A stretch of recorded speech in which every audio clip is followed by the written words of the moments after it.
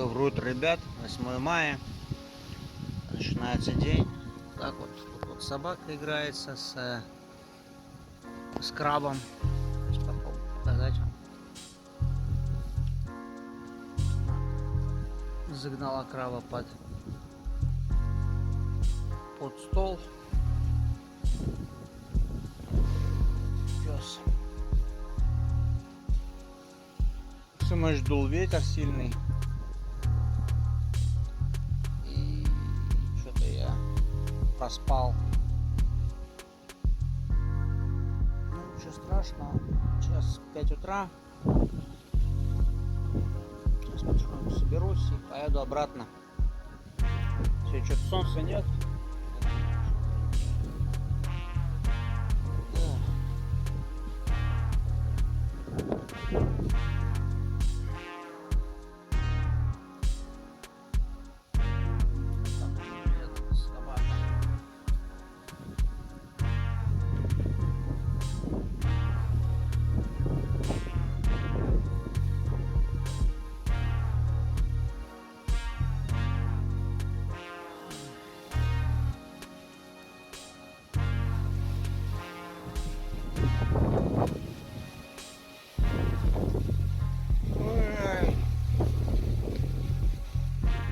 Что-то сегодня погода не очень.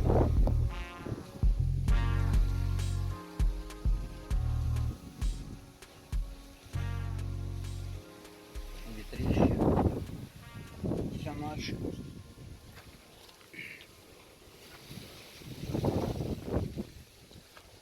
Ох-ох-ох. Так, сейчас вам покажу это место. В принципе, вчера уже показывал. Нужно показать еще раз. Так вот выглядит местность. Тут лодка, местные такие рыбачки.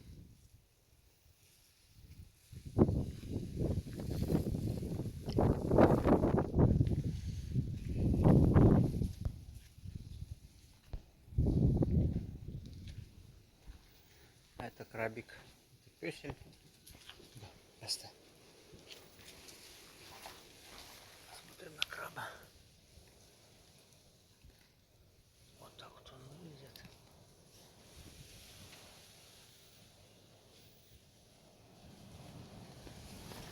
Ну-ка.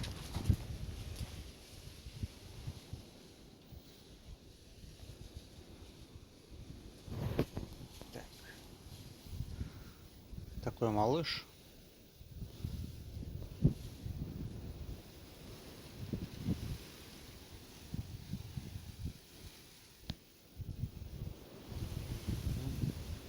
Агрессивный. Агрессирует. Ну, видите. Правая клешня больше, чем левая. Так, сейчас я его отпущу. Ну-ка. Красоту. Опа. Сейчас за нос получит пес. Клешня.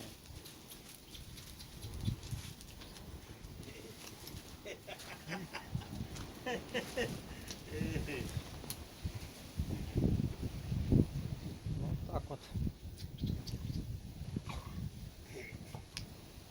Еще бедного краба сожрет пес.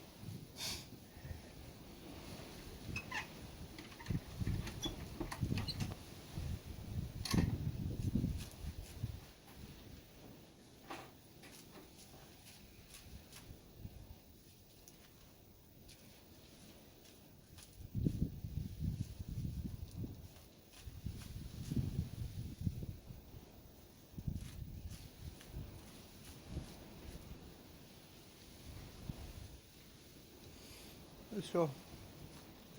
Псу стало уже неинтересно.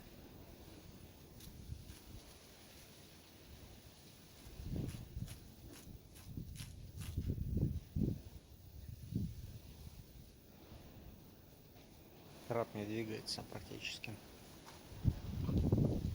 Так что пес потерял интерес. Ладненько, надо собираться потихоньку и выезжать на дорогу. Так, ну все, ребят, собираюсь отсюда выезжать. Вот так вот выглядит местность. Пес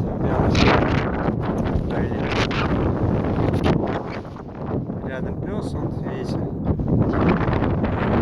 А я отправляюсь в путь. Как-то так. Снова ветер. Надеюсь, он скоро закончится. Да, приходится, смотрите, иногда подниматься вот такие вот горы и спускаться. Здесь очень редко, конечно, но тем не менее. Ну так вот выглядит местность. Там вон, смотрите, на этих холмах либо горах пасутся козы. Приходится очень аккуратно здесь подниматься и ехать, потому что, видите, здесь камни, которые больше похожи, не знаю, на туф, наверное, либо на пемзу какую-нибудь.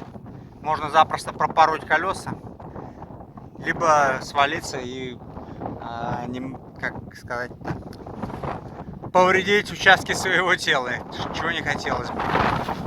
Блин, ветер сильнейший, сдувает, поэтому продолжаю путь дальше. Вот так вот проходит моя прогулка, она же поездка, оно же путешествие. Еду по такой равнине и, как это назвать-то,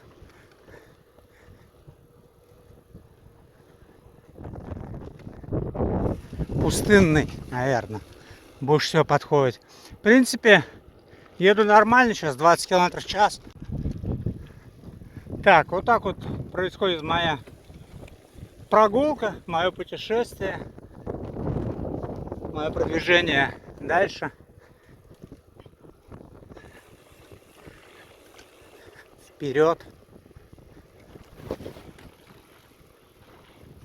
В принципе, еду я вполне нормально, с приличной скоростью. Где-то 20 км в час. И ветра практически нет. На самом деле ветер есть, он дует мне в спину. И поэтому не слышно его. Я примерно, наверное, с его же скоростью и еду. Может, чуть помедленнее. Поэтому его не слышно. И помощь прям существенная. Еду довольно-таки быстро. Уже 16 километров проехал. Так что это хорошо, когда ветер тебе в спину дует. Не то, что когда в лицо. Так, сейчас надо будет пересечь вот эту вот штуковину. Поэтому отключаюсь сейчас. Вот так вот еду. Блин, довольно-таки опасно то, что я сейчас делаю.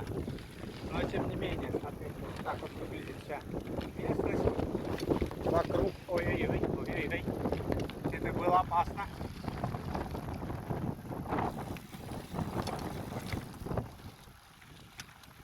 Когда выезжал сейчас оттуда, где я ночевал, с ресторанчика с этого, заехал в одну кафе, ну, в один дом недалеко, и попросил воды. Мне дали воды. У меня сейчас осталось всего до этого где-то 3 литра воды. Сейчас больше, конечно. Этого хватит до конца пути.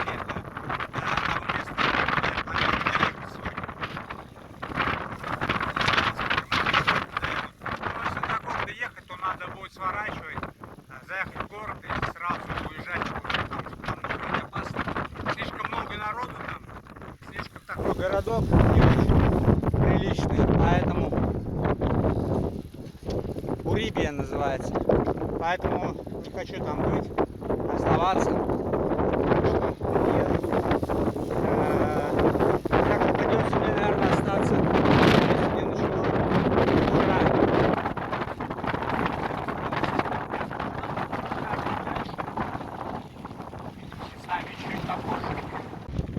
На протяжении всей дороги вот встречаются вот такие вот халупы. У нас, наверное, скотину держат в лучших условиях, чем здесь живут люди. И очень часто встречаются вот такие вот места. Здесь люди пытаются с тебя стрясти деньги. Но я делаю рожу кирпичом и проезжаю мимо. Потому что, ну, за что платить? Они обнаглели. Не за что. И вот мошенничество.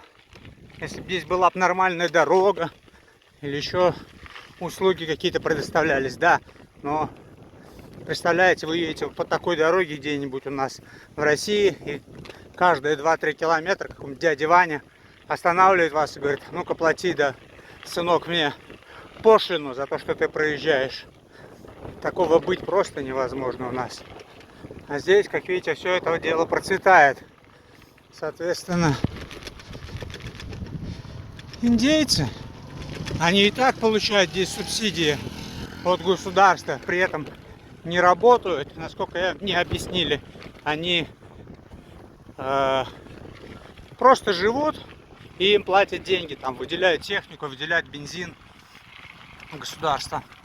И при этом еще они вот так вот пытаются людей как бы шантажировать. Ну вот такие вот новости, такие вот интересные моменты Колумбии. Я же продолжаю свой путь дальше. Сейчас начнется еще один кусок такой пустынной местности. И как-то мне его надо преодолеть. Да, ну, в защиту, конечно, можно людей сказать, то, что здесь нет ничего, ни еды, ничего не растет, ни воды нет. Но, извините меня, люди, вы можете сами переехать куда-то, построить дом в другом месте. Но нет, вы выбираете жизнь здесь. То есть, и какие могут быть претензии к другим людям, которые здесь просто ездят, путешествуют, ездят по своим делам каким-то. Непонятно. Так что такое себе. Мне кажется, это несправедливо. Ну что, ребят, доехала до этой деревни снова. Помыл только что свой велосипед. А здесь вот за этой железной дорогой находятся два небольших озерца. Ну, такое ощущение, что в этом озере какой-то суповой бульон из водорослей. Вода зеленая вся насквозь. Короче, помыл там велосипед немного. Отмыл его от грязи, от соли. Надеюсь, что он сейчас будет лучше работать. Надо будет сейчас его хорошенько еще потом помыть где-нибудь на заправке на какой-нибудь. И тогда будет все замечательно. Тут вот ребята меня угостили водой, попросил воды, дали воды мне. Сейчас собираюсь отдыхать. И решил, что сегодня останусь здесь ночевать. В городке Урибе небезопасно, поэтому ночую здесь. Хочу сейчас повесить здесь свой гамак, растянуть и снова ночевать здесь. Да, постирался тоже. Тут у ребят есть большой огромный накопитель воды. В одном ведре постирал воды и постирал вещи фактически. И заодно и помылся сам. Раздеваться не станешь, тут дети, все дела. Взял прям, себя обливал водой из этого, в тазик залез и поливал себя из ведра. Так что стало нормально. Теперь вещи более-менее чистые. Ну, тут пацаны вот эти вот, они бегают за мной, приходят, общаются со мной.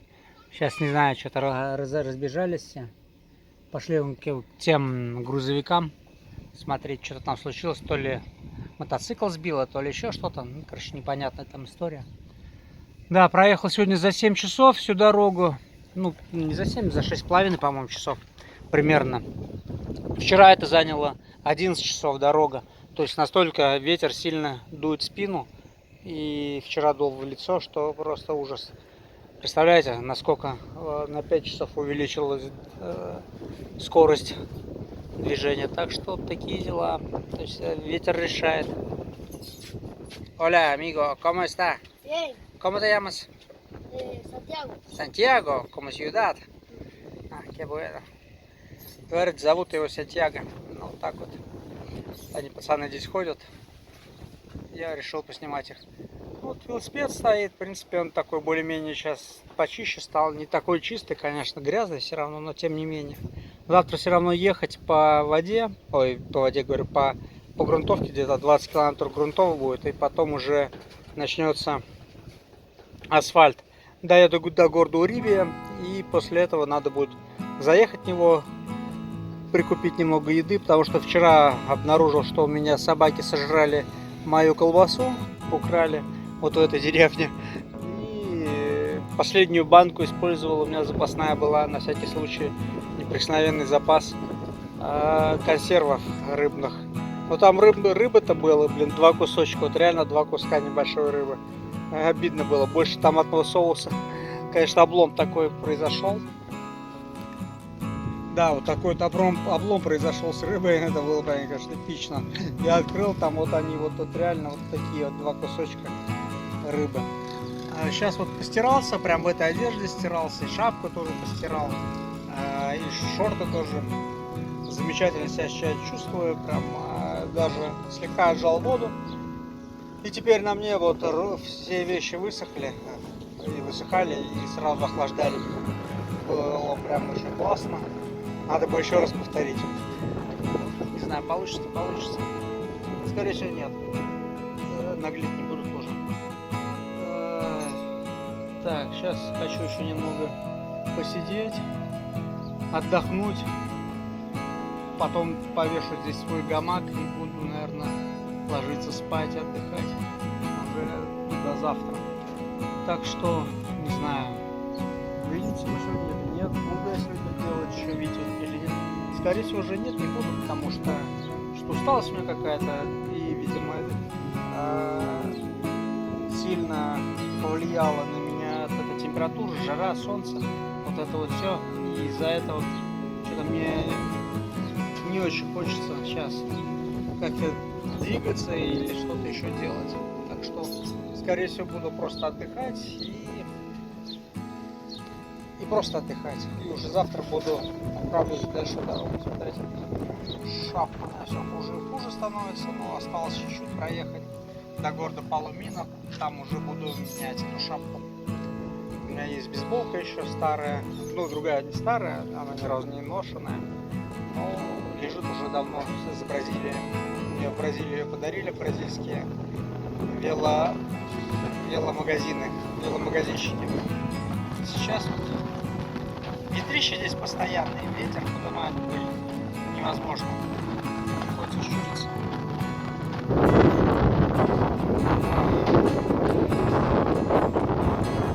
Да, конечно, я здесь поездил, посмотрел, очень удивлен, как люди живут в таких условиях. Здесь ни воды нет, фактически нет, мало деревьев, одна пыль, один ветер, как они живут, я не понимаю, на что живут. Ну, судя по всему, все-таки это деньги им дает государство. Здесь, наверное, индейцы они больше всего, все-таки, мне кажется, так. И выделяют им деньги, за счет этого они и живут, наверное. Многие здесь козы, очень много коз, коз на мясо, и этим живут. А никаких здесь других культур, в принципе, не высаживают. Я вот не видел здесь ничего. Ну, просто воды нет абсолютно, поэтому из-за этого такие дела. Что ж, сейчас заканчиваю видео и буду отдыхать. Может, увидимся еще попозже. Hola amigos.